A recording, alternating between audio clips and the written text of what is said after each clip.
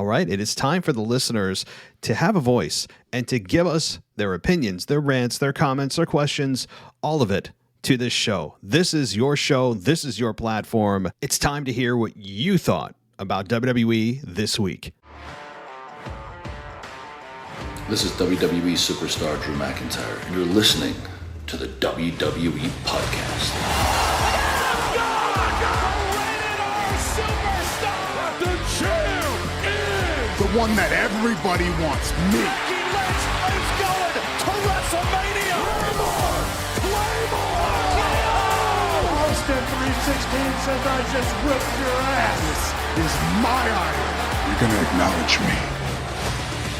All right, everybody, let's get to the mailbag. Let's get to your questions. We're not going to delay. I'm not going to give any of my normal just shameless plugs for things. Let's get to it. You guys know where to find us ad-free. Pretty simple. But speaking of which, let's jump into it. It's time to give you a voice. Randy the Patron starts us off. Now, he didn't send us the first one this week, but it doesn't feel right not starting the show with Randy the Patron. So, I mean, I'm sure that the casual wrestling fan would agree that Randy the Patron just by definition has to start off the show. So, Randy, here we go.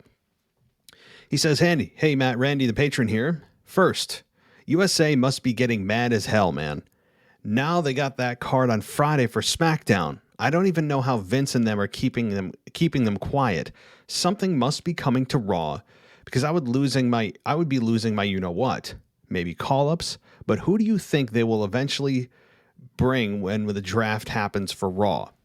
Well, Randy, USA is not happy. That has been documented. USA, rightfully so, is like, hey, what the hell's going on? Fox is getting Brock. They got Becky. They got Edge, and they're getting Edge and Rollins too. They're going to Madison Square Garden. They've been the consistently better show for months.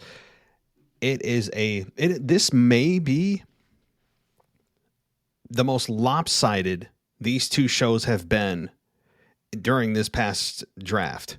Maybe not even arguably. They just are. It's unbelievable, the difference between Raw and SmackDown. It's not even close.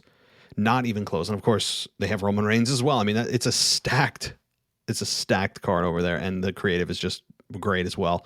But who do I think what happens for Raw? Well, Raw needs to get stars badly.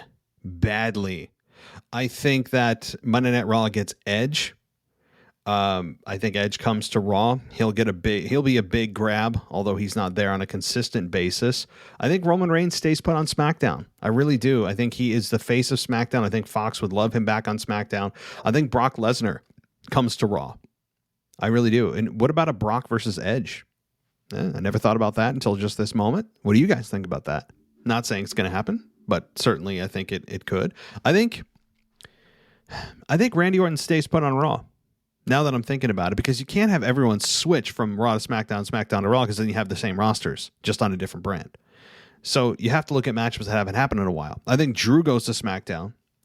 Again, you could have Roman Reigns come to Raw. I mean, it would be certainly a big deal, but again, you want different matchups. It's not about just switching the colors. And you want Drew and Roman on the same brand, because they're ultimately going to have a massive program. So I think their big gets, our biggest one, Brock Lesnar and Edge, probably are going to be, I know they're part-timers. So I think Raw, really more than anything though, beyond the star power, and that's a problem, but it's the creative. The creative is not good on Raw. And so that can be rectified no matter who you have, but star power certainly helps. And I think Brock Lesnar and Edge come to Monday Night Raw. I have to really look at it and analyze it. As we get closer, Randy, I'll give more of a breakdown, but I believe it's not happening until next month. I love what they are doing with Damian Priest. I pretty much forgot about him and Miz in WrestleMania. However, yes, Sheamus should have won, but really, what are they going to do with Drew? Maybe a tag team. I don't know, but with who? Drew, and I mentioned this on my Raw review, is, what is next for Drew? He's very, very much at a crossroads as well, where He can't challenge for the WWE Championship. He is out of the United States Championship picture unless he puts himself somehow in a three-way, which is possible. He could still worm his way into a three-way. That's possible. But perhaps he does go into a tag team, although they have really sucked a lot of big stars into tag teams right now. Riddle, Orton, we've got AJ Styles in a tag team. You can't just suck big stars into tag teams all the time. And right now they've got a lot of big stars that don't belong in tag teams, like AJ Styles and Shayna Baszler, which thank God is finally breaking up, it looks like. So I think Drew, as a safe bet, worms his way into a three-way. That's what I think. But again, I could be dead wrong, and it's just one-on-one. Sheamus versus Damian Priest, no Drew. And Drew just maybe Drew just goes away for a little while too. I wouldn't mind that. I know Raw is just dying for star power, but Drew's not getting overwhelming, massive babyface reactions that you think to yourself, man, we can't take him off right now. He is too hot. Drew is kind of cold right now. And that's fine. Drew will be just fine with that. His career will do just fine. I think his character could benefit from time off. I think he could. Maybe he takes from now until Extreme Rules off. Even just 3 weeks would help. But I think if I was WWE, I would simply just keep him off TV. Keep him off TV for a few weeks. He has been such a mainstay, such a foundational piece of Raw since the pandemic that he needs a break. I need a break from seeing Drew. I know he's not in the title picture, which does definitely help, but I need a break from Drew, and I think even the fans have kind of spoken and reacted that way, where they cheer when Drew comes out, but it's just a generic cheer. It's not an overwhelming, like, this is our guy right now. So I think Drew could benefit from time off. That's honestly what I would do. All right, let's continue on. It was me, Matt, who enjoys the 24/7 title. And once again, I loved it.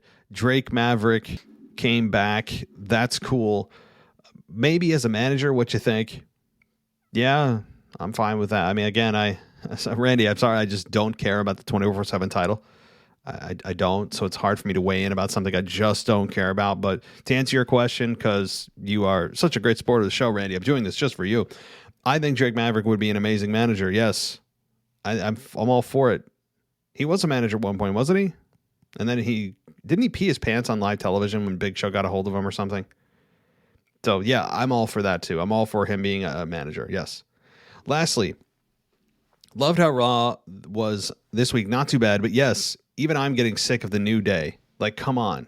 But glad they didn't win. Can't wait for Randy versus Bobby. You think they'll let Randy win? That's it. That's later. Stay safe. Thank you, Randy. Well, do I think they'll let Randy win? No, I don't. He's in a tag team. The focus should be on the tag team right now to see how far they can take it. I'm all for riding the wave for as far as it'll go before it crashes. And to put the championship on him would, I think, do a disservice to RK Bro itself by not letting it just focus on a tag team right now and seeing how much success they can achieve. Right now, Bobby Lashley is doing too good as a champion. As good as Randy is, I don't think they'll put the belt on Randy. It just doesn't make sense. He's a great opponent right now for Bobby. It's a new, fresh matchup. That's good. But no, I don't. All right. Thank you, Randy. Let's continue to Chris, who writes in and says, okay, to add to your hatred of patron of the show. Thank you, Chris. Okay, to add to your hatred of Welcome to Monday Night Raw, can we stop with the phrase, is it enough to put him away? No, we're going to commercial break. Every single show, Cole says that. I mean, come on, right? Yeah, Chris. Someone should compile the list of overused phrases and words by commentators. And the one that I really, and I hate the Welcome to Monday Night Raw. And I agree. Is it enough to put him away? Or here's another one. He must be thinking, what has he got to do to put him away right now? Right? After he kicks out from something, or he or she kicks out from a finish, and Corey Graves or Michael Cole always have to reference, they must be thinking, what do they have to do to put them away?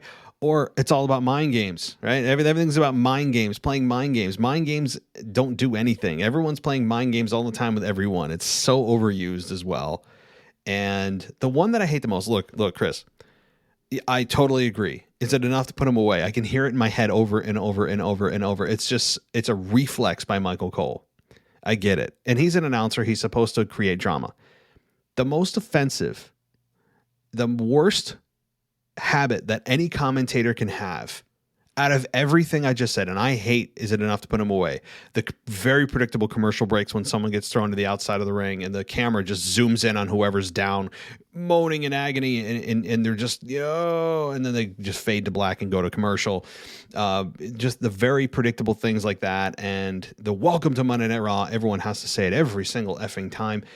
Now, the worst of the worst that I absolutely can't stand is when it's a championship match and you have the announcer say, and so-and-so is going to win the championship after somebody hits a finish or a big move, a power move, or a roll of the tights, whatever.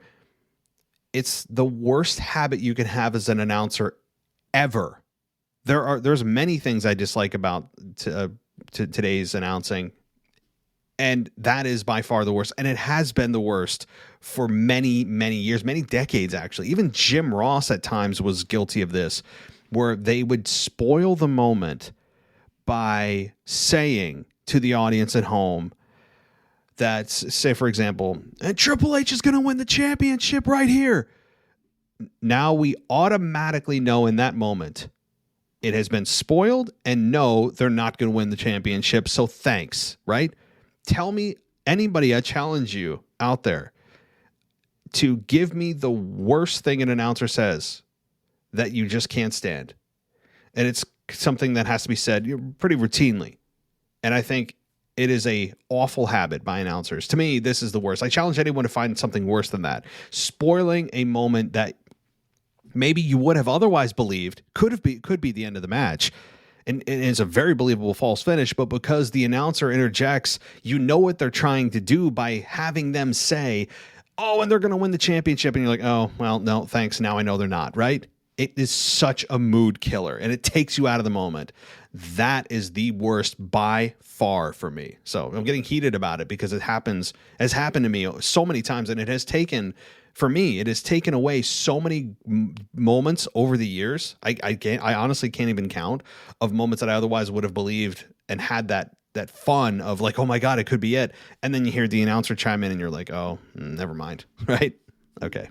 Thanks, Chris. Now you got me all fired up. Okay. Let's see. Miller writes in. He says, how's it, Matt? Miller here from the beautiful South Africa. Hope you, the family, and the listeners are well. So Seth versus Edge Part 2. It will definitely be another match for the history books with these two athletes. So they have the Part 2 this Friday on SmackDown. So I've been thinking, last SmackDown, Rollins was mimicking a lot of Edge's moves and tactics, including the concerto, which got interrupted. If Seth wins the match on Friday, it will be 1-1. Edge loses via DQ due to a chair attack and an attempted concerto until broken up by officials. Extreme Rules being the next pay-per-view, with most matches having stipulations, I'm thinking a chair match has happened before, but with the mocking Rollins did and WWE advertising Edge's neck problems and his career would be ended by the curb stomp by Rollins, Rollins has been in the eye for an eye match with Ray, which is insane. Make a match for Extreme Rules where the only way to win is via a concerto, which is known to put superstars out for months or indefinitely. And in Edge's case, probably career ending. So, Miller, I like your idea. And as I look towards SmackDown, which is really kind of a mini pay-per-view card, and it continues to grow. I mean, if you haven't already heard, it looks like Undertaker could be there for whatever that's worth to you, to everyone listening. And you're right. I think they have to go 1-1. And the tiebreaker, the rubber match, would be at Extreme Rules. That's what logic would dictate with professional wrestling and especially with WWE logic and booking over the last many decades. And I think that's fine. I want Seth to win this as much as I love Edge, and I love seeing Edge kick Seth's ass. And that's a compliment to both men. I think Edge does need to lose this one, and it does need to be via DQ. Even though he loses, Edge gets the concerto from Seth, and Seth ends up getting a bunch of heat, and it's going to be, I think, a beautiful thing. So that could be, and I think will be, the result on Friday is Edge losing, and they go one-on-one. And then your stipulation about Extreme Rules, I think it could happen. My only issue with it makes logical sense to me. The only issue with that is that Edge accepting this is foolish on his part. And the reason I say that is, if I'm Edge, why would I put myself in a position where the only way that I could win or lose is to put myself and my livelihood in danger, where the way to win is to basically attack the area that put me in the sidelines for 8-9 years as it first happened, right? So it's just to me, it's a bigger risk for Edge than it needs to be, where he could just straight out beat Seth Rollins at a TLC match or whatever. I'm not against it, and I could see them doing it. I wouldn't be angry if they did it, but I just have that little bit of a nitpick where, Edge, why would you do that? Because now you're basically sending a personalized invitation for Seth to target that area, and if he hits it, he not only wins the match but likely ends your career. So that's the only bit of a thing I have with that, but I'm not against it. So thanks, Miller. Good thinking. And yeah, I think we'll go one-on-one on Friday. Okay. Let's see here. G-Man. Oh boy, let's see here. Okay. G-Man writes in. He says, I don't think we'll see Miz on Raw for a bit. I hear he's going to be in the new season of Dancing with the Stars. Yes, I did hear that too. T-Rex and Maze impressed me on Raw. I assume you mean T-Bar and Mace, but T-Rex and Maze, sure. They surely made a statement and sent a message to the tag teams on Raw. G-Man, you're killing me. I really am having trouble saying these words. The momentum is on their side. You're officially banned from the show, G-Man. Omos taking out Bobby Lashley. That might be something down the road. That was a nice touch. Seeing Jeff Hardy chasing the 24/7 title. Why? Shaking my head. I like Reggie as 24/7 champ, and seeing the return of Drake Maverick is pretty good for that division. Yeah, the 24/7 division isn't what it is. I don't love it. I don't hate it. I just want to see them fighting at Six Flags or at Toys R Us. Okay, fine. Yeah, cool. Like, I'm not against anybody that likes the 24/7 title. Everything on the show isn't everything you're going to like, and that's what WWE would say to you is, we're a show for everyone. A little, we give what the 18 to 40-year-old man demo would want. We give the kids a little bit of what they'd want with Nikki ASH. The people that tune in for some comedy and wackiness, we got the 24/7 title. They try to be everything to everyone, which actually I think is a mistake. They feel like it's some kind of distinct advantage.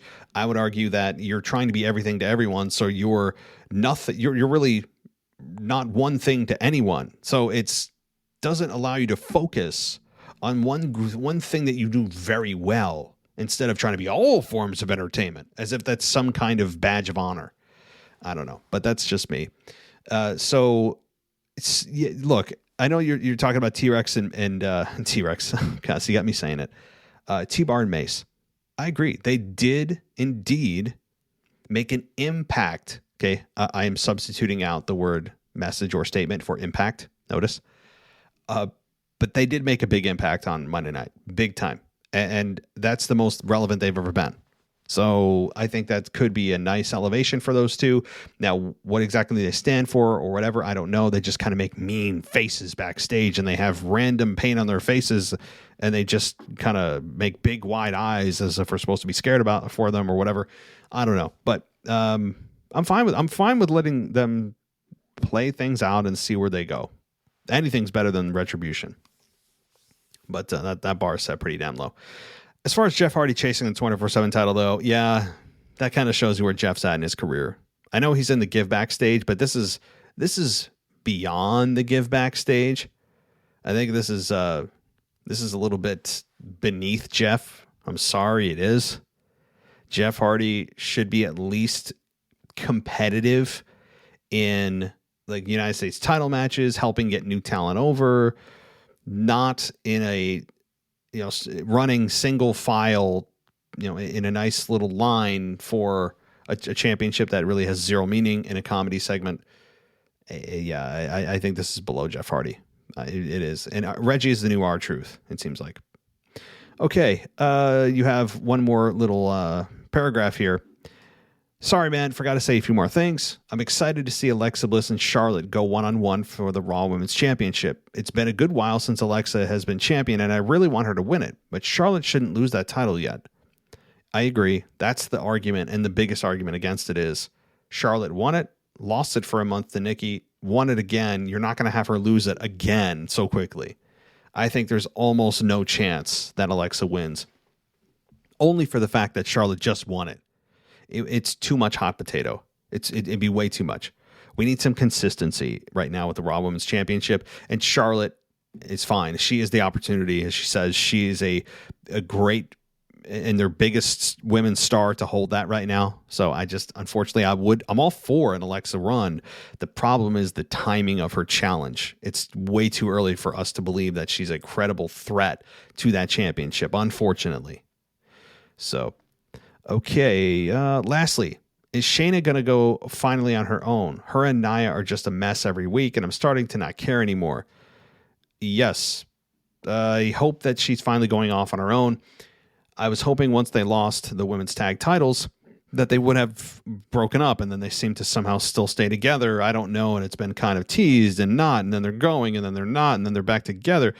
I think this week is the best argument yet for them to break up, because she cost Nia, and Shayna cost Nia the women's championship, the Raw Women's Championship. So that's about as bad as it gets.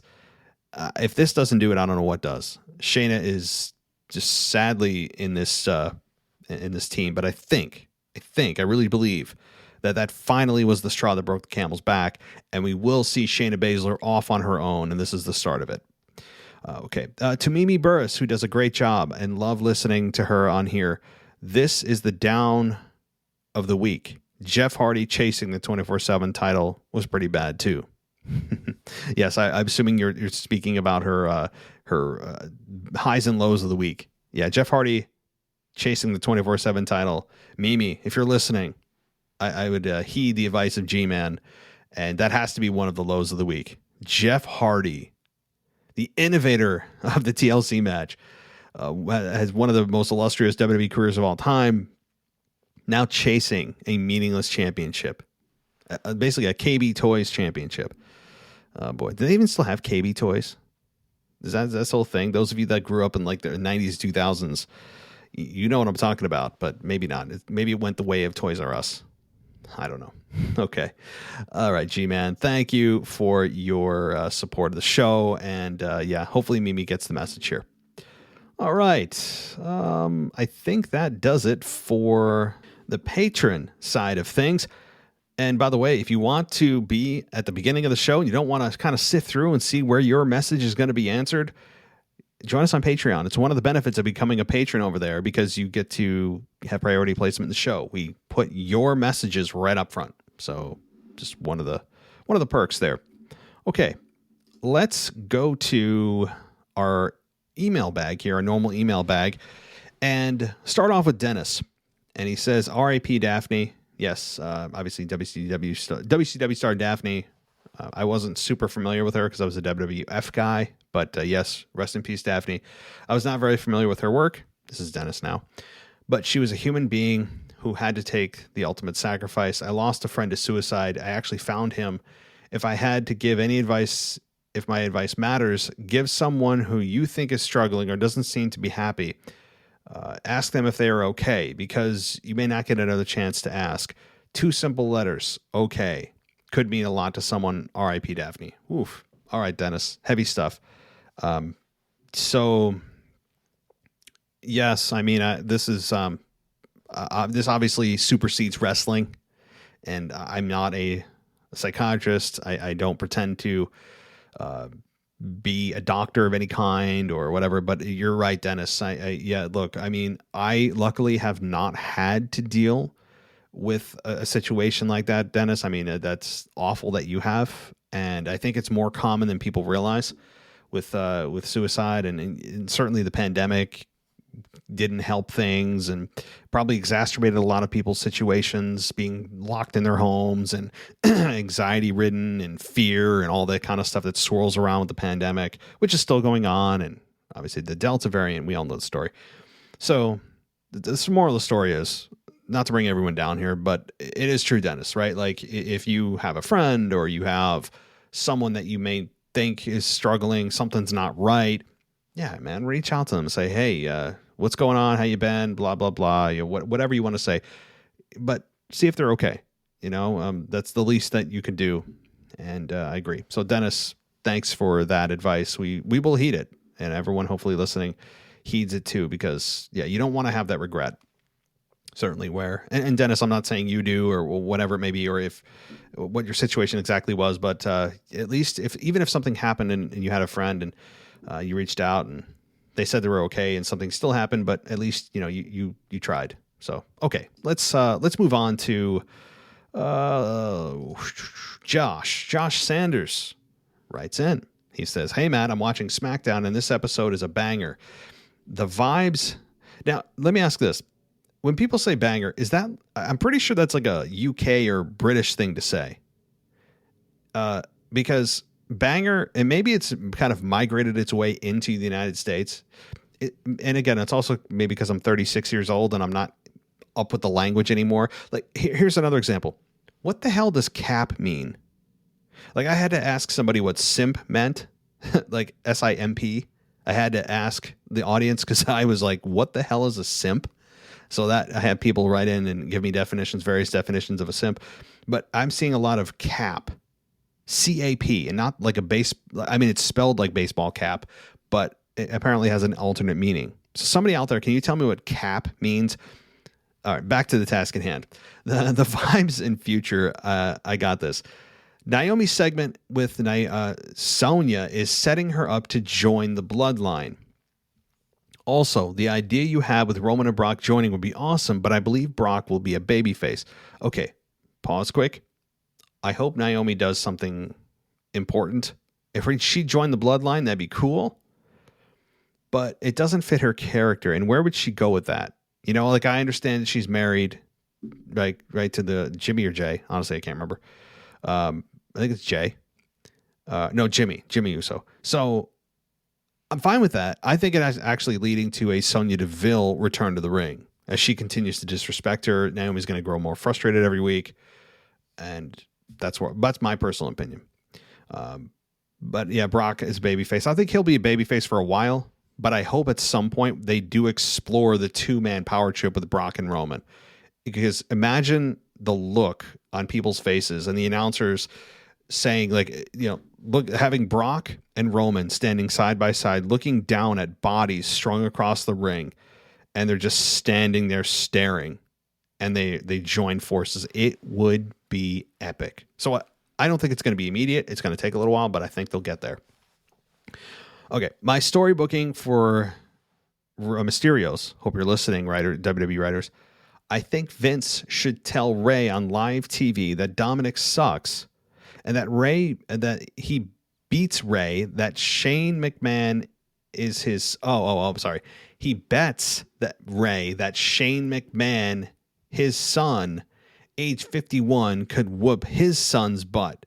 If Dom loses, he goes to NXT, where I believe he belongs in an actual genuine way. Yeah. Look, Josh, anything that gets Dominic in a different position than he is right now, just calling his dad Pops and Ray calling his son instead of by his actual effing name. Anything right now. Anything, please. I'm all for that, honestly. Now Happy Corbin has a future gambling addiction written all over it.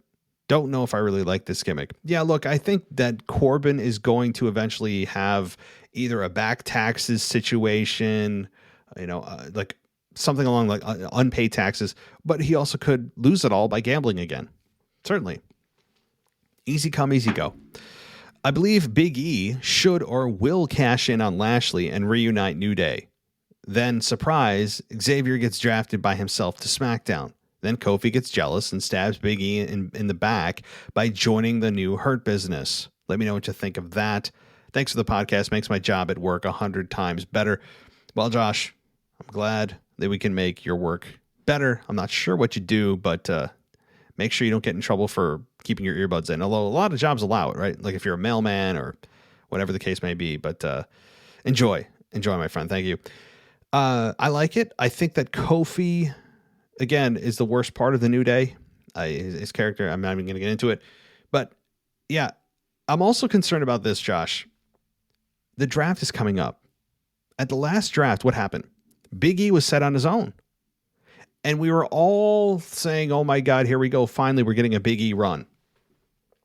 And what did we get? We got a kind of Big E run. We got an Intercontinental Championship run out of him for a little while. That was a fun, probably the best program he had was with Apollo Crews by far. That was the best program. He showed signs of being serious. There was like a blip of that, and then boom, right back to the New Day character. And he's devolved even more, laughing, cackling with the Money in the Bank briefcase, dressing up as a janitor. It's so sophomoric. It's the worst thing you could do to progress anybody as a single star. So if you told me a year ago, hey, the draft imagine what would happen a year from now with the draft. What situation would he be in? I would have said, oh man, he probably is world champion. And nope. No, he's not. I know he's got the briefcase. We'll see. So, I'm fine though with him cashing in on Lashley. I don't think he'll cash in on Roman and reunite the New Day. I don't want to see any of that, and it's the complete opposite of what you want if you're a Big E fan, honestly. But yeah, I'm all for that, man. And honestly, anything that breaks up the New Day is something I'm on board for. I don't care what the story is. I don't care how you get there.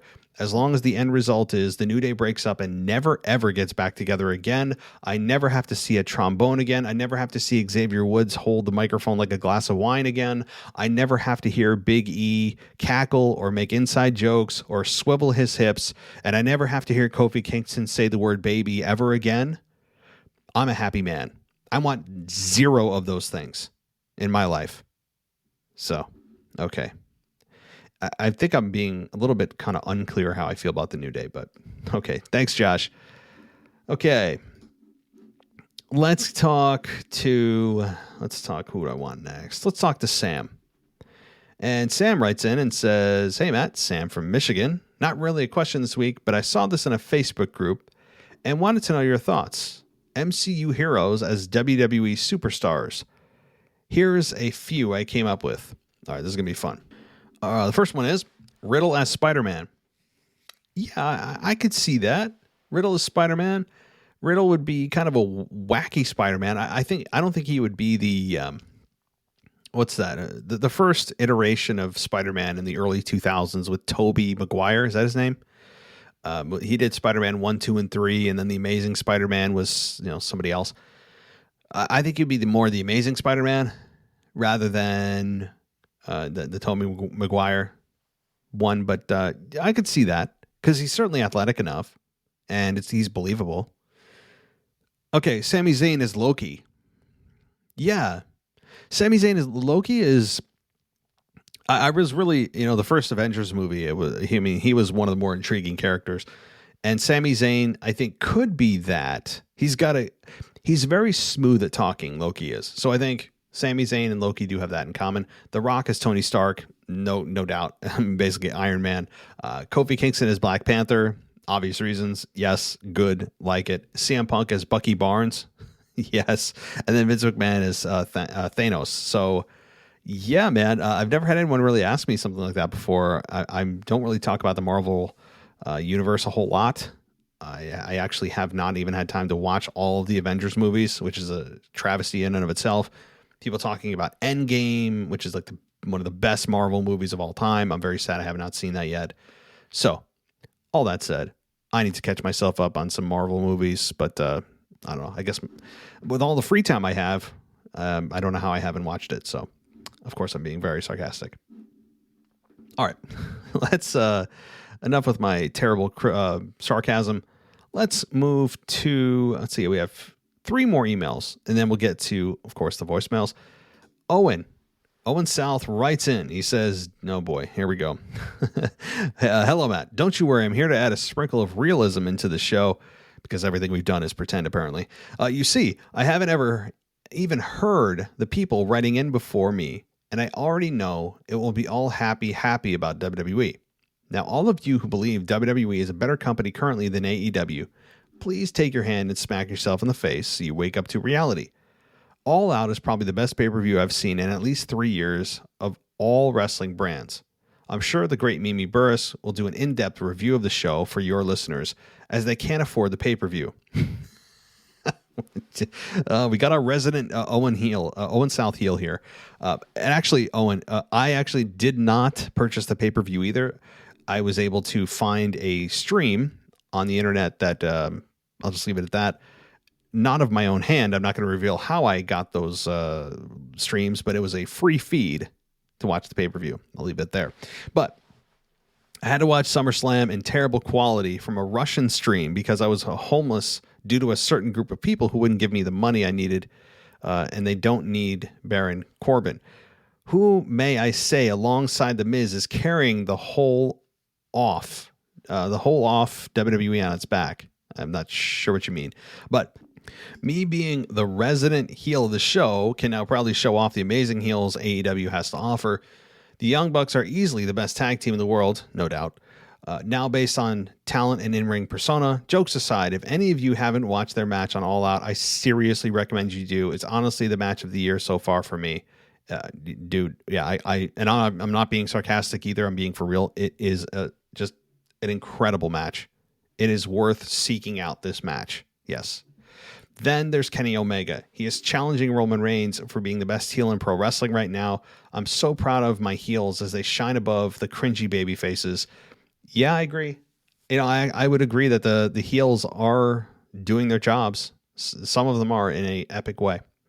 Finally, MJF was robbed. Disgraceful decision. I could rant all night, but honestly, you don't deserve to see me mad. I don't deserve to see you mad.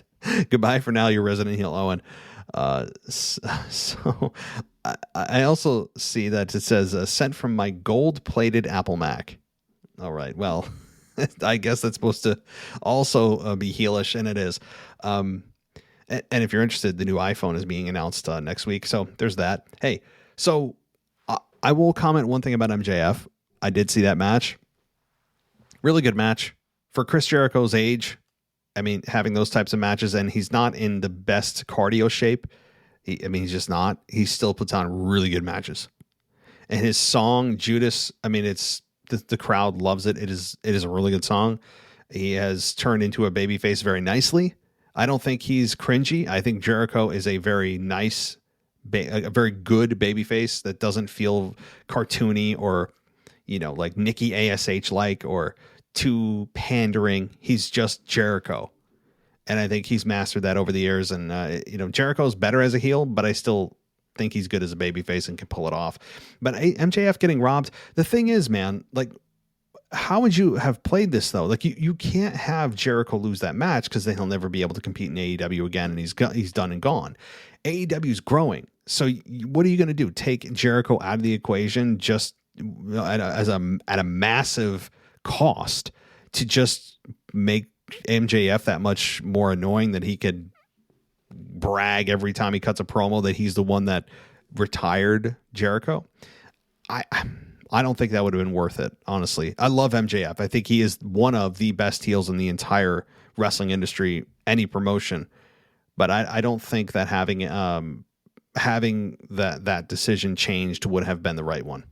All right, let's get to our next email here. And this is from Rohan PK27. So he says, I'm assuming he, "Hi, Matt. I am a WWE podcast fan from India. I just wanted to say that can you please tell Anthony to make a rivalry episode on Roman Reigns, as I am just a big fan of Roman. Thank you. Well, Anthony DeMarco, I know you're listening.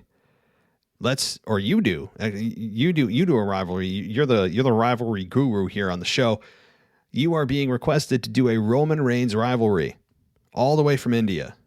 So there, Rohan, I publicly am requesting Anthony to do that. There you go. All right. Let's see. We've got one more email, and I think I know who this is. This is from the Casual Wrestling Fan, because of course it is. So, Mr. Casual Wrestling Fan writes in. I have not read his email. Like every email that I am reading, for the most part, I have not read prior to recording. So you're reading these with me. So let's see what he has to say. He says, "Hey Matt, Mr. Casual Wrestling Fan here. Sorry it's been a couple of weeks since I've wrote in. I started a new big boy job, but now I'm back." Yeah, man, I hear you. Like, I hate being an adult, right? I want to be able to go back and have my day circle around maybe a part-time job to keep, some beer money around and just gas expenses, the necessities, right? And worry about like Call of Duty or SOCOM. Anybody remember SOCOM? I mean, I know a lot of people played Halo. Halo is obviously one of the iconic series. And if you want ever to get chills from music from a video game, Halo 3, the main menu music, if you know, you know. If any of you guys are gamers out there and you're retro gamers, or you grew up kind of in the 2000s when gaming exploded with PlayStation, Xbox 360 and so forth, the Halo 3 music is epic. But anyway, SOCOM and all that kind of stuff. I don't know. I'm a scatterbrain. Let's move back to the task at hand here. Sorry, brother. Okay. Surprisingly, I will start with Nia Jax. She is a beast. She can be a monster heel. Her size is not a disadvantage, and I don't like how wrestling fans hold her hurting opponents against her. When was the last time she hurt an opponent? Hell, Drew gave Sheamus a concussion after that Claymore on Raw. I'm just saying people and wrestlers can change. Mabel, a.k.a. King Mabel, had a reputation for hurting opponents, such as The Undertaker and Kevin Nash, but was brought back as Viscera and continued wrestling for the WWE through the mid-2000s. Mark Henry had to receive special training because he too was hurting his opponents. We all know Mark Henry became world champion. What do all these wrestlers have in common? They're bigger and stronger than most. So I say to everyone, give Nia a chance. I like her wrestling style. She's a powerhouse, and I hope she has a run as a monster heel women's champion in the next year. Give me your thoughts. Yeah, listen, I admittedly have been really tough on Nia Jax with her hurting opponents, and you did label some people that did come back and at least made adjustments or even became champion in Mark Henry's case. But with the women, I think it's a little different. Like, she's a monster, and all the 95% of the other women, other than like Tamina, are all petite. She's like the big fish in a small pond with all the other fish. So I have been admittedly a little bit hard on her, but I also, in my Raw review, kind of came around to the fact that, yes, her size is, I think, the reason that she's hurting people incidentally in the past. And again, she hasn't hurt somebody as of late, at least on purpose, although her match last week with Charlotte was a bit concerning in the way that she did some, belly to back suplex. That was kind of careless. Didn't end up hurting Charlotte, of course, but yeah, look, I'm not a Nia Jax fan from the perspective that I would ever cheer for her, ever. I think she has, as you said, heel written all over her. I don't like her attitude. I don't like some of the tweets she puts out. I don't like her on a lot of levels. But number one, that doesn't matter to her or really anybody else. But that does not mean I would not put her on my roster. The more that I kind of come around to the fact that Nia Jax is an asset rather than a liability, the more I believe that she's an asset because, like you said, she is a powerhouse. She does have a style that's different from every other woman on the roster. and it forces the women who are used to going 100 miles an hour to slow down to like 40 miles an hour. And that's a good thing because it forces you, yes, to work to Nia's level and her in her style, because Nia can't work at the fast-paced, high-flying style that has really been adopted by the men's and women's division in wrestling in the last 10 years. She can't. But the women that are smaller can adapt to Nia's style by slowing down. And when they slow down, I think it messes with their timing because they're so used to going so fast that there's a lot of miscommunication and frustration. And that's probably why we saw a little bit of the real shots being delivered by Charlotte and Nia last week. And, that is what it is. But I think it's good because it does give you a slower paced match, and realize that it's not every wrestling match has to be so damn fast. And Nia being a powerhouse adds a different flavor to the women's division. She adds a different style. You're going to get a slower paced match. And I think that's good. I think that's a good thing. And she could go on a monster run. I agree. So how about that? I'm coming to the defense of Nia Jax in the respect that I could see her being, as you said, a monster heel and being a big asset to the women's division by using her size, not hiding from her size, and realizing that fans are expecting a certain style of wrestling, but they're not going to get it with Nia. And that's a good thing. So, okay, WWE Raw is coming to Nashville October 4th. I will hopefully be in attendance if I can get off work in time. But nevertheless, during a WWE commercial promoting Raw a couple weeks ago, they said it would be Bobby Lashley and MVP versus The New Day in the main event on October 4th. I thought to myself, we have already seen that. Why would they be wrestling each other? But after this past Raw, do you think Bobby and MVP will win the Tag Team Championship? Or will Bobby drop the WWE Championship to Randy? Or both? I'm probably thinking too deep into this because I don't see RK Bro dropping the Tag Team Championship or Bobby dropping the WWE Championship. What do you think? So here's the thing, and you probably know this as well as I do, Mr. Casual Wrestling Fan, is that when they advertise those matches so far in advance, those are dark matches. Those are the matches that happen after the show goes off the air. Those are the matches that are tentative. There's always a little asterisk at the bottom that says card subject to change. They put those matches out there as kind of a placeholder, as, hey, I think we're going to do this. I don't think it's an indication that they're going to lose their belts. I don't want either to lose their belts. And I think it's a dark match. A lot of dark matches don't have to make sense. And it's outside the normal rules of on-air, TV on, pro wrestling storytelling. So I wouldn't look too far into this either, just because if they're advertising that match, those are dark matches. So, all right. Also, I heard a rumor that draft night will start October 4th. I hope so. I would love to see a draft live. Have you heard and draft date rumors, or do you know when the draft date is officially? So I have been doing some digging. And honestly, information is very scarce. It was originally scheduled for the week after SummerSlam. That was originally what was scheduled for. Obviously, that did not happen. And the draft last year was October 9th. That's when it started in 2020. So logic would dictate that they're going to do maybe the first or second week in October this year. So I think we've got a good 4 weeks or 5 weeks left of this current roster before we do the draft. So that's my thought. It is going by just pure logic is the first or second week of October. So I'm all for it. I think everyone's ready for a shakeup, including creative, right? I think SmackDown doesn't want to be touched, but they're not going to have a choice. So, okay, let's continue on. Randy Orton is becoming too much of a babyface for my taste. I can't believe I'm saying this, but I want to go back to a mean older brother Randy, not nice older brother Randy. What do you think? Yeah, Randy needs to be careful. I was praising Randy for the few months when this started that, hey, Randy's been true to himself. He's been the dismissive, annoyed older brother that tells Riddle to just shut up and he doesn't give him hugs, all that stuff.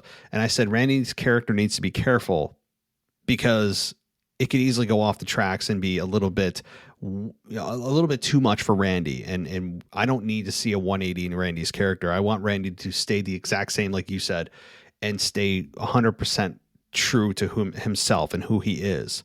And he can still be the same exact guy he is as a heel, but he's with Riddle, and he's the same guy. I like the consistency. People don't always have to do complete changes in their characters to turn heel or babyface. It can sometimes be little nuances.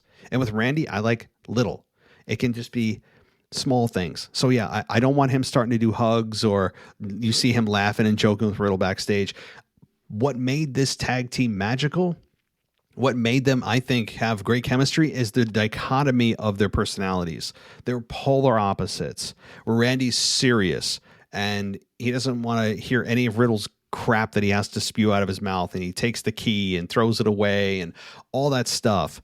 That's what made it great. And to have Randy slowly kind of descend into Riddle's territory, they need to be very careful. Yes, I know exactly what you're saying. MVP got major love from his hometown Miami crowd. Yes, that's the first time I heard MVP chants in a while. And the moment when Bobby and Omos tagged in was electric. I agree. And I recovered that moment on Raw, which was electric. The crowd was rocking. Bobby. It was great. This is a must-see future match. What do you think? Yes. If you went back and listened to my Monday Night Raw review, I was very high on this moment. I was very high, and it did feel like a big moment. Really did. I was all for it. The chants, the crowd was into it. And I do think it's a future match. I do too. I think Omos has some growing to do still. I think Omos still has some work to do fundamentally on his game. I know he's a huge man, so he's not going to be doing Hurricane Ranas and things, but he just get the fundamentals down, get the basic promo skills down, and I think he'll be off to the races because a lot of his weaknesses can be covered by his size and presence, which is just, it's otherworldly. That this guy commands your attention. He doesn't have to be good at even good at promos. He just needs to be serviceable, honestly. That's how much his presence and his size and his stature can cover. It's like a deodorant for his weaknesses in the ring and on the mic. So I don't think he has to go too much further. And I'm looking forward to this. This is absolutely a future match. Okay.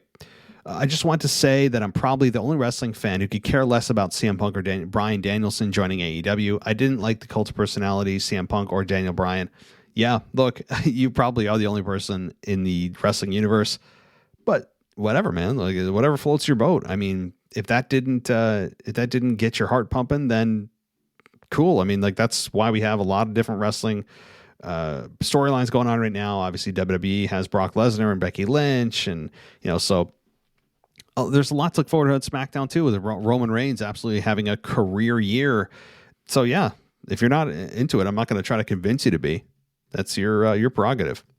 Shout out to our resident heel. I agree with you about Miz. He really doesn't get the respect he deserves. And I like the Happy Corbin gimmick, just not the name Happy Corbin. If you're smart enough to donate to a bum-ass Corbin, as Pat McAfee would say, then maybe you should start a GoFundMe and someone might be smart enough to donate to you. Yeah. Okay. Becky sucks. Alexa sucks. John Cena sucks. Goldberg sucks. Liv Morgan sucks. The creepy doll sucks. Edge sucks. The Daisy Dukes that Mace was wearing on Raw sucks. Oh god, there's more guys. New Day sucks. CM Punk sucks. Matt, you suck. Just kidding. Can you name 5 superstars that you think suck? Okay, Miz is definitely one of them. Eva Marie is another. Logan Paul for now, I guess we'll consider him a superstar. Let's see, Nikki ASH, and anything comedy WWE tries to do. How about that? Okay, lastly, we can stop insulting the novice wrestling fan by calling them casual wrestling fans. Until next time, Mr. Casual Wrestling Fan. Well, Mr. Casual Wrestling Fan, I will stop insulting novice wrestling fans by calling them casual wrestling fans. Well, what are we going to call them then? What's the label you prefer? Right? Well, what is the label that you prefer? We'll ask you. We'll defer to the king of casual wrestling fans to ask him how he would like to be referred to as. So, All right, Mr. Casual Wrestling Fan, it is great to have you back, no doubt. So that concludes our email portion and patron portion of the show. That means it's time to have some fun. It's time to get to those voicemails that you guys have been craving and have been pouring in today. So, with that being said, let's get to our very first voicemail of the night. It's Kyle from Motor Maryland. So I don't remember.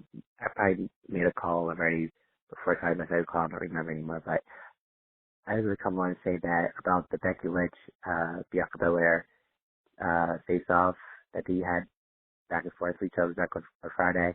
I thought that was great. It really portrayed Becky as a heel denying Bianca's challenge to defend the championship at Extreme Rules. But it's going to happen at the Contest on Friday, so I'm looking forward to that. Becky's not a heel for me. By the way, she's just not. I'll never boo Becky Lynch. So there's that.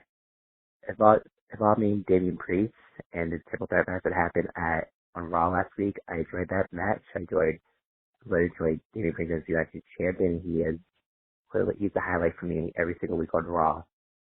And I'm looking forward to see how he does as the United States champion.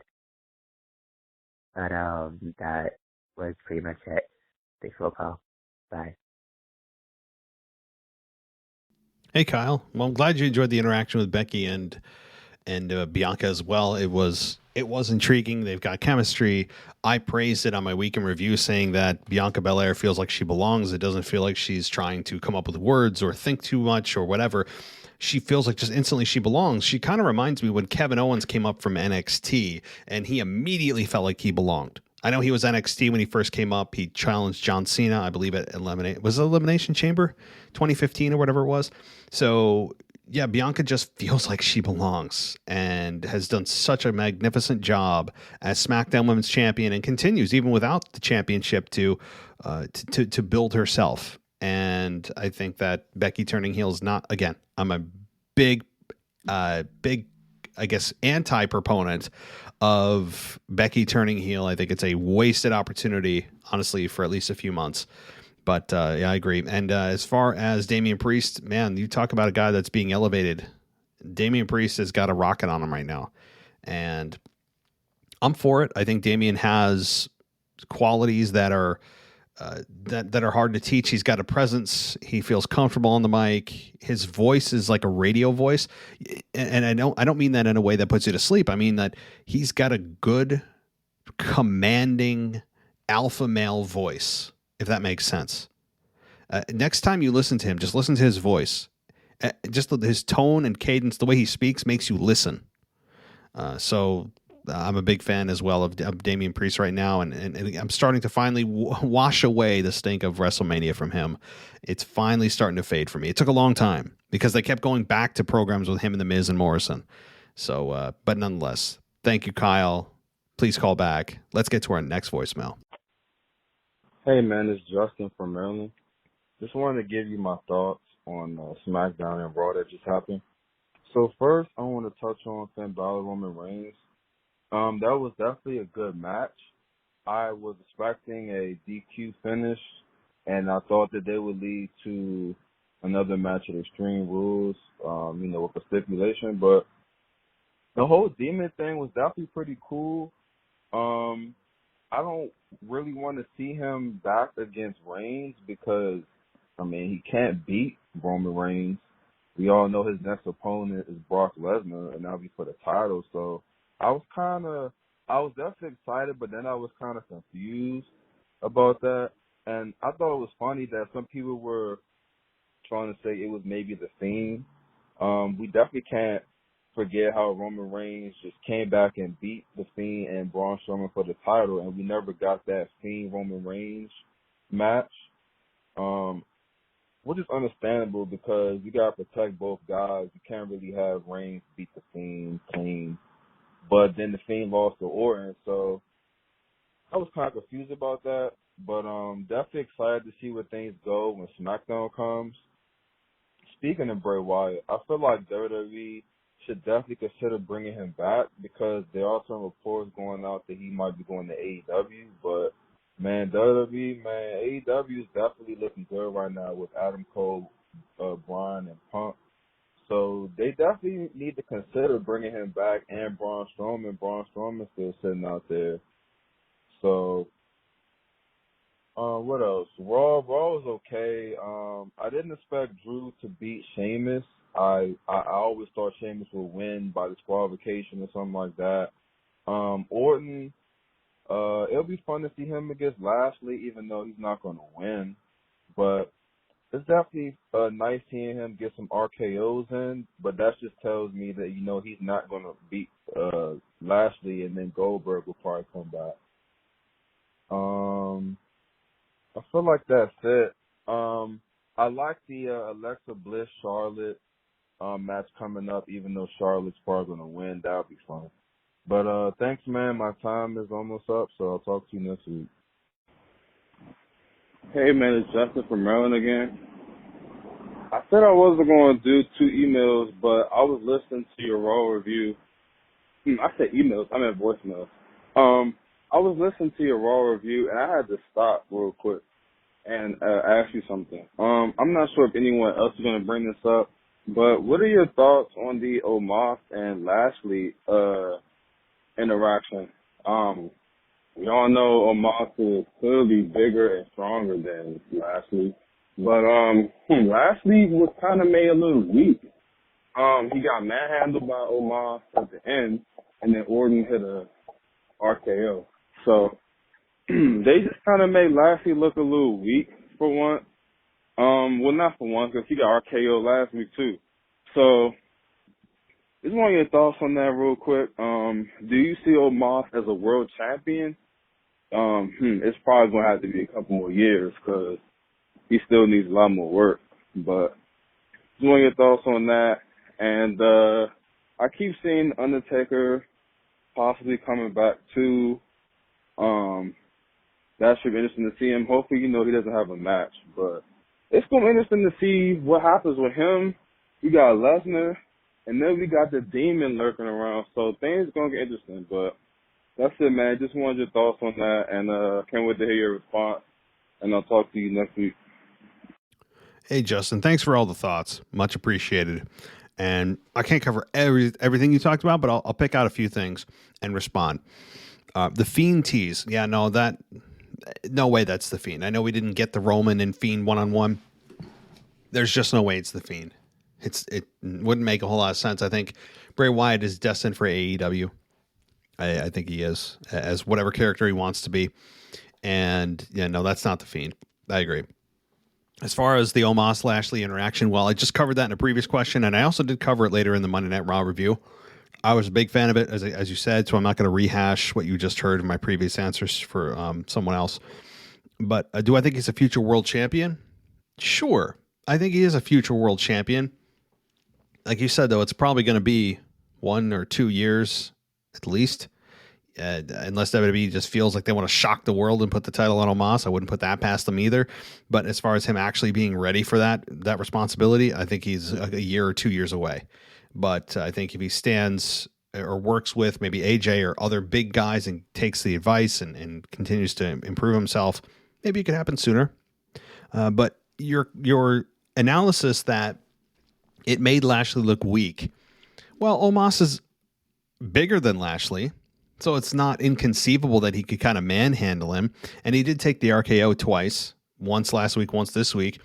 But if you notice at the end of Raw, the announcers try to give the credibility back to Lashley by saying something to the effect of, now you've got an enraged Lashley. They've made the point that now Lashley's just pissed off, right? So they kind of said they have flipped the switch in Lashley. Look out.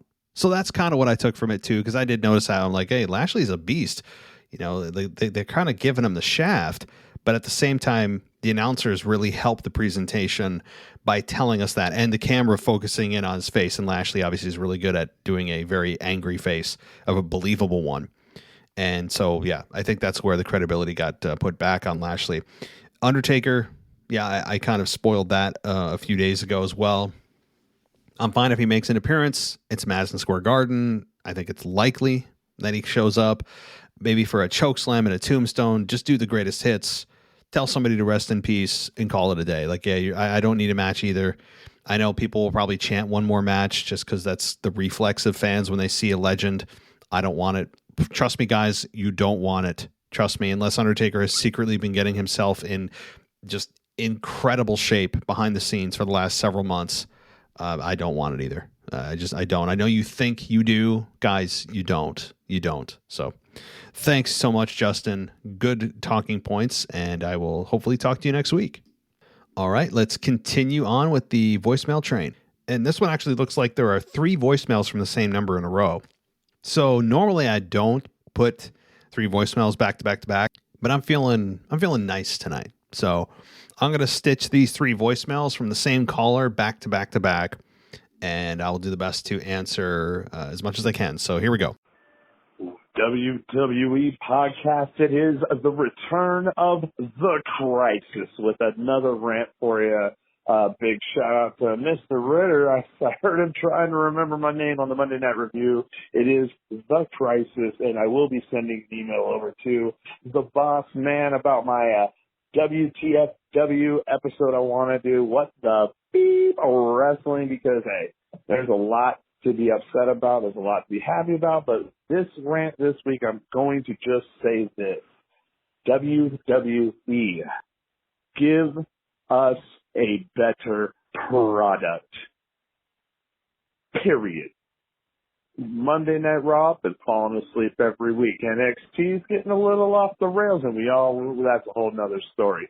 SmackDown is holding it down, but you cannot ignore the elephant in the room, and that is, dare I say, AEW. Stop trying to make me watch AEW. Stop forcing me to watch AEW. Stop allowing me to not appreciate the product that WWE is setting forth, because right now it is trash. Right now we are dealing with WWE looking as a whole like Goldberg, okay? AEW is really hitting it off. It's really exciting. Now I understand why Ashley and Mimi are so dedicated to the product, because I gotta say, after Daniel Bryan, whatever you want to say, CM Punk, Aleister Black, and the list goes on and on and on, WWE is forcing me to watch AEW. So I'm asking, like, for every single fan out there, WWE, give us a better product. Period. That is it. And before I get a bunch of flack for not giving enough reasons on why I'm asking for WWE to give us a better product, I'm going to just rant some off for you. How you got me, a Becky Lynch fan, so excited about Becky Lynch and her return, but you make me feel bad for feeling good about it, okay? I mean, there's one, okay? Bobby Lashley in the Hurt Business. Why'd you separate that up? Ruby Soho is over in AEW. Malachi Black is in AEW. If you watch the interviews with Daniel Bryan, I'm going to call him Daniel Bryan.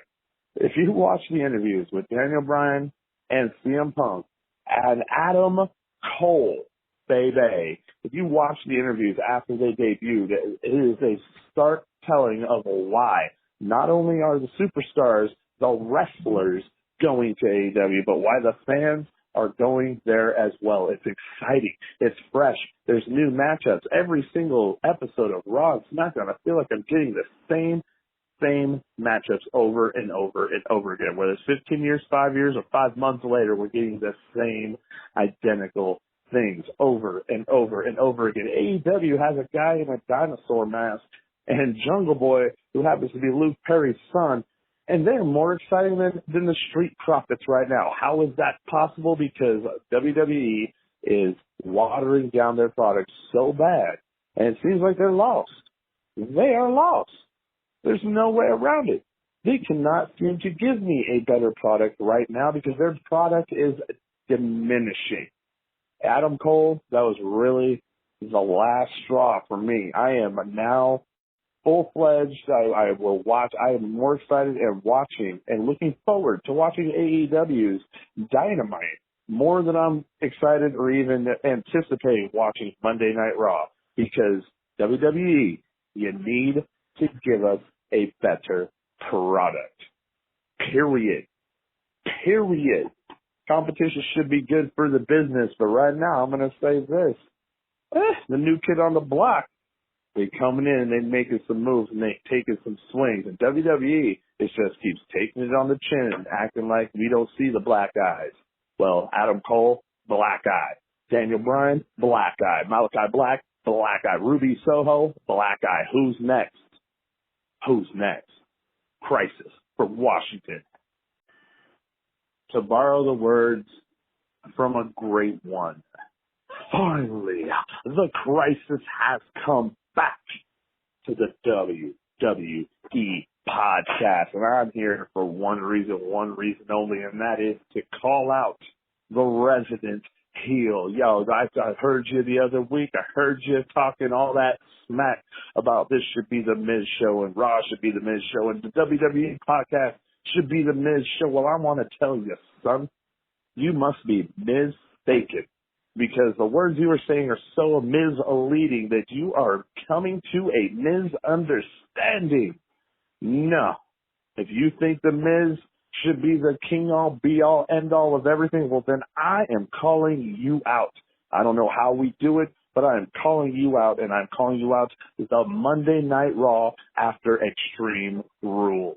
And you name the place, you name the time, you name it, and I will be there. Most likely it's going to be right here on the WWE podcast. But hey, I'm calling you out because, hey, the resident heel smells a little funky and you need the crisis to set you straight. What do you say? All right. Wow. Crisis. That was a hell of a voicemail thread you got going on here. And I won't have to. I'll have to see if Owen, the resident heel, does indeed respond to you or if he does not. We'll see. But yeah, I will referee that. You guys got to let me know what kind of match you want. We'll have to do a contract signing. It's going to be a whole thing. But yeah, let's do this match. Let's see if he responds. So we have the babyface Crisis versus the resident heel. So we'll see what the outcome of that is, or if the match is even accepted. Okay, back to your points. So I'm not sure. I guess I'm a little unclear. Are you liking the product that they're putting out right now? I'm not. I don't get it. Like, you weren't very. You're kind of like all over the place, a little foggy. If you enjoy the product right now with WWE, of course I'm just being a jerk. I got your message loud and clear, and it's interesting that you use WWE. You're blaming them for having to watch AEW, and obviously I understand what you're saying. I mean, you don't have to, right? Like you don't have to. You could always just watch old WWE stuff, or go watch Impact, Ring of Honor, New Japan, MLW. I mean, there's lots of Global Force. Lots of other wrestling promotions out there. But to your point, though, AEW right now is the shiny new toy in the wrestling industry. They're the shiny new toy that everyone wants to play with. Everybody wants to see what's going on with. And they got some big names, as we all know. And they're probably going to get more big names. Probably Braun Strowman, maybe at some point. I think Bray Wyatt is on his way once his no-compete clause is up. And I think... they've got names that are going to stick around for a while. The one thing I would say, and I mentioned this on my Raw review last night, I think it was my Raw review, AEW needs to be careful, because while WWE's driving a lot of fans to check out AEW because they aren't happy with especially the Raw product, Raw is just, it's tough to watch sometimes, is AEW needs to be careful that they aren't just a novelty organization where you look at that and go, oh, who's going to be coming up from WWE, right? Like, who did WWE let go that AEW is going to debut? That can't be the gimmick forever. Like, that's not a sustainable business model for growth, because those are short term. Those are momentary. It's like watching fireworks. It's cool in the moment. Oh, cool. But you're always like, oh, looking for the next one, looking for the next one, looking for the next one. But it's not a sustainable long-term business model, because it matters more than just who you bring in, but what you do with them when they're there. and how you help those stars build new stars, younger stars. Because the people coming in, Daniel Bryan Danielson, CM Punk, Malachi Black, Aleister Black, Ruby Soho, Ruby Riott, like all these people coming in, you need to make sure that you're helping them help the younger stars, because you're not going to essentially build your company 5 to 10 years from now around those people. CM Punk's not going to be wrestling 5 to 10 years from now. He's just not, right? Bryan Danielson, probably not. They're on the back end of their careers, and they are the biggest names that AEW has, and good for them for signing them. And they created a ton of buzz. They got all the eyeballs on them. So now that all the eyeballs are on AEW, the fans are like, okay, cool, we're watching. Now what? Right? AEW cannot rely on just the moments of the debuts of who's coming in, right? It's what you do with them while you're there. And I hope that they realize that. I think they do. They're smart enough.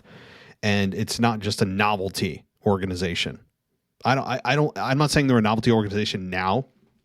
I'm just saying a lot of the buzz that's being generated are based off of those moments. So just something to think about.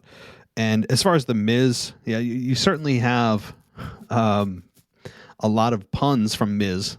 You would fit right in with Mr. Moist Maker himself, Johnny Drip Drip, who fits in the word moist or something equating to the word wet in everything he says. I mean, you guys would be two peas in a pod, I have to say. You guys would fit in perfectly. So, all right. Well, thank you so much, Crisis. And again, I will referee the match if it indeed happens. Okay, let's see how many voicemails. I've only got one voicemail left, and I believe I'm looking at the transcript here. It does look like this is going to be how we started the show, guys. We started the show with Randy the Patron via an email, a great supporter of the show on Patreon, and now we're going to, I believe, for the first time ever, debut him on a voicemail. So we're starting and ending the show with Randy the Patron. So here we go. Hello, this is Randy the Patreon from Connecticut Prospect. Sorry, DJ Kuzmo, stole your thing a little bit. Anyway, how we doing, Matt? Figured I'd give you a call, leave a little voicemail this week. Really enjoyed what they're doing with Rhea Ripley and Nikki ASH. I do see them winning the titles, which is kind of cool. Like to see them run that for a while. But the question is, how long until Rhea turns on her? Because she looks like she gets a little annoyed. So I don't know. What do you think? Do you think eventually she will turn on her? Also, another thing I want to ask you, Alexa Bliss, which is my favorite, is now challenging most likely Charlotte. And I swear, I hope they make her win the title, because then that, in my eyes, would be great. Charlotte already has it long enough. You know I can't stand Charlotte winning the belts as much. But anyway, hopefully they decide to pull the trigger on this and let Alexa Bliss win the title. That's it for now. I did leave a voicemail. So, or I did leave my nice little message. I'll talk to you then, all right? Thanks again, guys. Later. Well, there he is, ladies and gentlemen, Randy the Patron. We get to put a voice to the text that you send me every week. Awesome to hear from you, brother, and thank you. And let's jump into it. And your question, Rhea and Nikki, I agree. I'm enjoying this tag team too, because it feels like they have chemistry just naturally. You have Rhea Ripley, who's kind of more serious, dark, goth, and you have a more bright, spontaneous, upbeat, nothing gets her angry Nikki ASH, which is just stomach churning to me. But it works with these two, and I'm fine with them becoming women's tag team champions.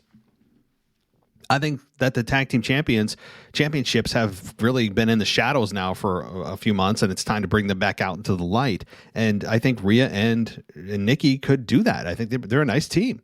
They have a nice chemistry that doesn't always work on paper, but it has translated nicely on the camera.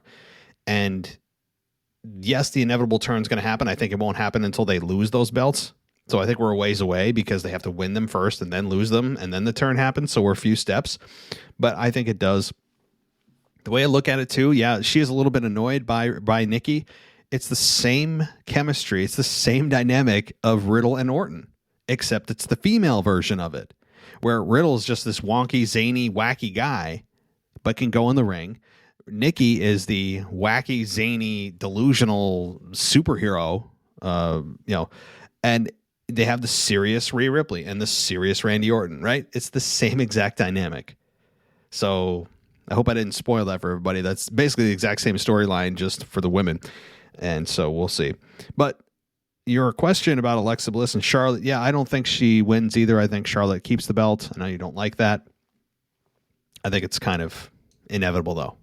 I don't think there's any way around that, my friend, that Randy Orton, or rather Charlotte, drops the belt to Alexa. The timing of Alexa challenging Charlotte is not good for those that believe Alexa has a chance to win the championship. It's just not. So, Randy, thanks so much. Thank you to all the callers. Thank you to everybody emailing me. I know we're all busy. I know life is crazy. I know that you could be doing a bunch of other things with your time, and I do appreciate all of the effort to call in and write in every week.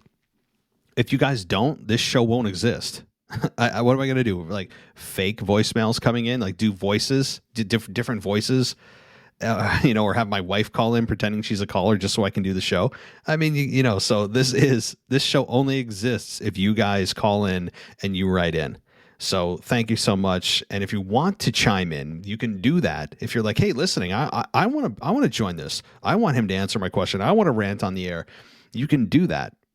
Keep it PG, please, because it's a PG show. You can call us at 518-952-0247, or you can email us at realwwepodcast@gmail.com, or on Twitter at wrestling_audio. A lot of different ways. I'm also on Instagram at WWE_podcast, and I'm on TikTok. Yeah, I'm where the cool kids are now at the WWE podcast. So with millions of accounts, I'm shocked that account wasn't taken. But anyway, thank you everybody so much. It's been a great week as always. Like, this is my final show for the week until my weekend review. So I'm sad to go, but it's also my voice is happy that my week is ending right now for recording. But I'll be back Sunday night with your weekend review with a co-host. Until then, everybody enjoy the rest of your week. I'll talk to you next time.